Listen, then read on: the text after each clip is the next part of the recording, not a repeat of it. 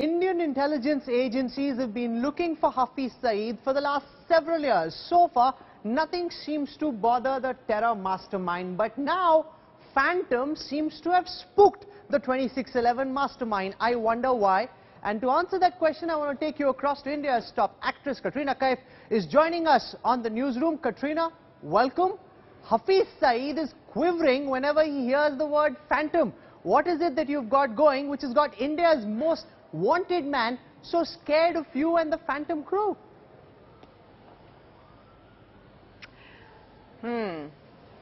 I don't know if I'm the best person to answer that question. Yeah, it's a difficult question to answer. I guess our tagline, as it's put, is a story you wish were true.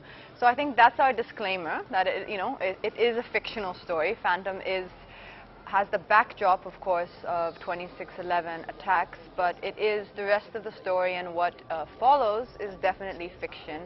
It's been written by Hussain Zaidi, and in conjunction, of course, with Kabir Khan, who's slightly altered it for the movie. Yeah, so I think that's what I would say on that on that point. Sure, I've seen also how this whole business of Hafiz Saeed getting spooked out, and I must tell you, I actually think it's a great idea, because so far he doesn't seem scared of our National Security Advisor and Ace Salute Ajit Doval. He doesn't seem scared of the 10 million US bounty that's on his head. He's not scared of our special forces, but he's taking out letter after letter, protest letter after protest letter on the issue of Phantom coming out, and that's really interesting. This, of course, is based on the backdrop of 2611. So how much of this draws from events in real life, and how much of this, Katrina, is fiction?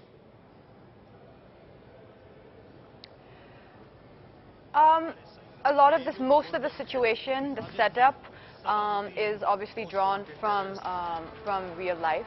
The characters that both me and Seth play are, of course, fictional. What we do in the film is obviously, of course, fictional. The plot line is fictional, but the setup is very true.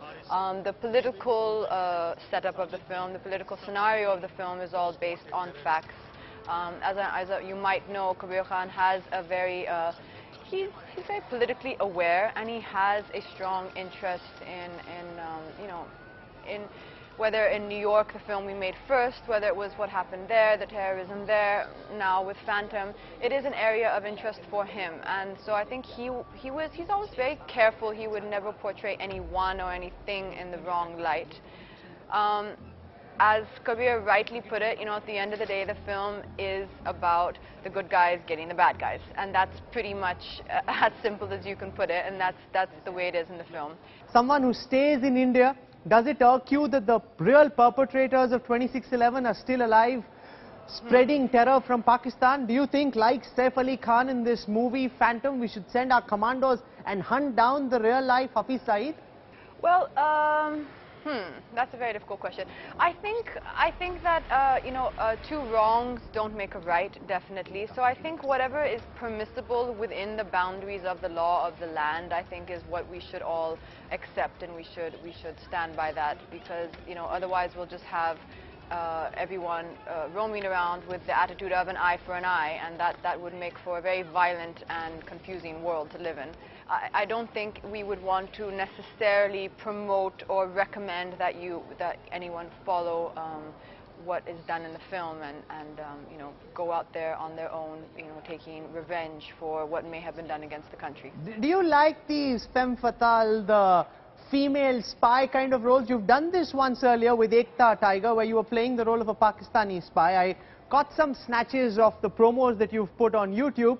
You seem to be essaying another very similar role. There's lots of action stunts happening in this movie. Is that something Katrina likes very much? Yeah, I think I do, and I really enjoy working with Kabir Khan as a filmmaker. He's somebody who doesn't make his girls girly and helpless and docile. He makes his women always aggressive and passionate and equal with the heroes in the film. And I think that's probably the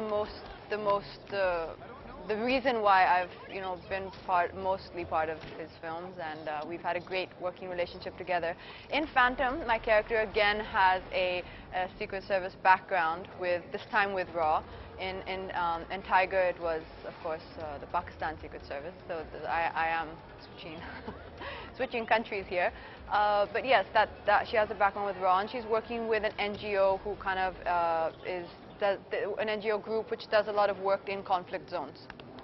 Okay, there's Chikni Chameli, which you did earlier, and here you are the Afghan Jalebi. Now here's this very intense movie where you are hunting down the fictional Hafiz Saeed, and suddenly in the midst of it all, you're looking very grim.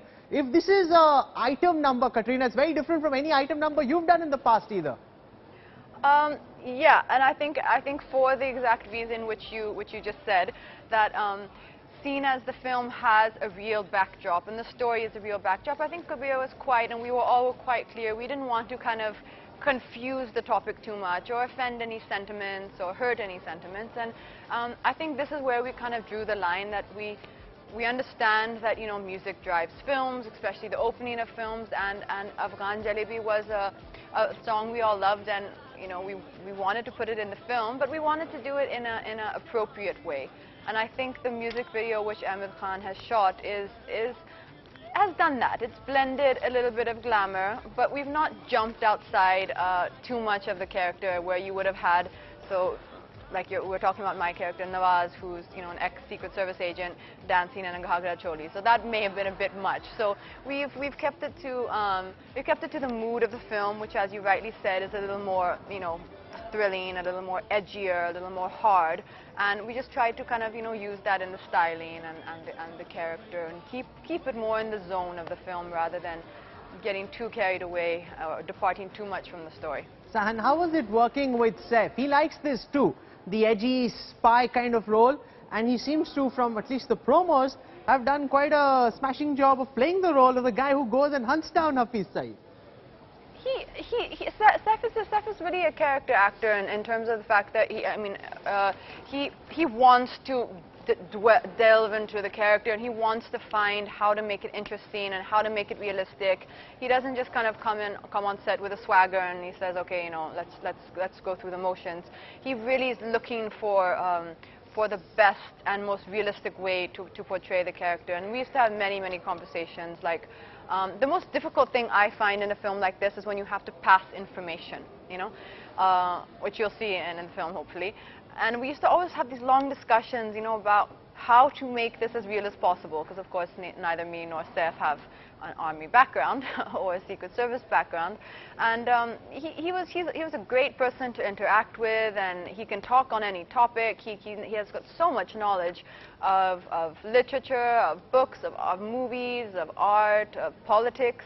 Tell me this, Katrina, you've seen recently how celebrities have been facing heat because of ads that they've done. We've seen, for example, with Maggie, that celebrities who endorsed the brand got into trouble for something that they'd done in the ad, which is obviously not linked back to them in terms of whether that product meets up to food standards or not. Do you think Bollywood needs to take a stand and a position against this? Because this could happen anytime. Any of the products that you endorse could get into some kind of trouble. Is it fair to blame the celebrity who's done the ad for any trouble that product gets into with the law? Not entirely, for sure. I disagree with entirely placing the blame, because there's a lot of information which probably, as you're saying in this case, the celebrity would not have had access to, and had they probably tried to do research, and in the particular case of Maggi noodles, which you're talking about, I mean, that's something which I think 95% of our population in India, eats. It was a staple food. So I think that came as a shock to everyone. But in general, what you're saying in terms of a celebrity trying to take, or should be held accountable for what they endorse, I've always said that, and I think people always kind of passed it off as a frivolous comment. But I really have tried to be quite careful in terms of products which can be unsafe or cause harm, or let's say, for example, you're endorsing a cosmetic, okay, which you've not done proper research, is fairly new in the market, which is going to offer you a great sum of money, but you don't really know. It's not tried and tested. It's not been out there. That's something that I would never like to do, you know, which is why, especially in the categories of skincare, things which people are going to actually be putting on themselves, hair care, I've always really stuck to brands that I believed in and that I know for a fact are going to be very safe and very good, and products which I at one point would have used or used myself, have used before and would use now. So I think celebrities cannot be blamed, but they should try to be aware. There's several celebrities who endorse fairness creams, for example. Do you think they should keep societal factors in mind as well, try and prevent youngsters from thinking that a fair skin is what they should be aiming for, and essentially try and put out products which don't really take society in a negative direction? The problem is not with the product per se. The problem is with the communication of the advertising, and I've always really believed this. If you are endorsing a product, or if you are going to appear in an advertisement where the communication is advocating things like propaganda, that if you are fairer you will be more beautiful, if you are fairer you'll be more successful, that of course is ridiculous, and I would highly advise and want to, you know, to appeal to anybody to please not do something so ridiculous as that. I've always said it's a funny concept because, you know, having spent a lot of time in the West, everyone is chasing a tan. You know, everyone wants tan skin and everyone applies fake tanning lotion. So, you know, bronze and, you know, warm skin is beautiful, dark skin is beautiful. So any propaganda advertising or like you're saying, these, you know, I was dark and I'm sad and now I'm fair, that's ridiculous and very highly irresponsible. Advertising a cream which may take away dark spots which come in due to the sun in India is very common, and that's something which even a dermatologist will give to you. So I don't think it's a problem to how, it's up to the individual what they choose to put on their skin. If they wish their skin to be more exfoliated or to be more glowing or to be brighter looking, I think that's up to the individual. It's the same thing, similar thing as saying that as a woman grows older, she may start seeing fine lines on her face, and you advertise a cream to remove the fine lines. That's a matter of, that's a choice. That's a personal choice. Some people, like my mother, would not be bothered by chasing fine lines on their face. So I think that's an individual's choice.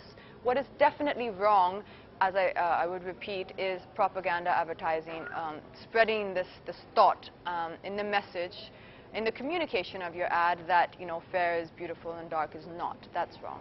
Well, I'm glad that you've taken a position as strong as this. Usually, I hope that made sense. Oh, absolutely. Usually, Katrina Kaif gets the award for the most diplomatic answers. On this question, she was diplomatic on Hafiz Saeed, but she spoke her mind out on fairness creams, and more power to you. Well done, Katrina.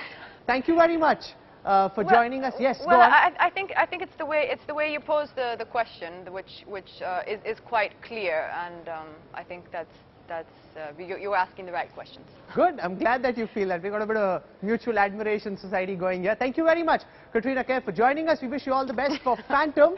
Let's hope it continues to spook Hafiz Saeed, and let's hope we hunt him down, not just in the movie, but in real life as well, even if Katrina Kaif doesn't want to say that publicly. Thank you very much for joining us in the newsroom this evening, Katrina. Thank you. Thank you.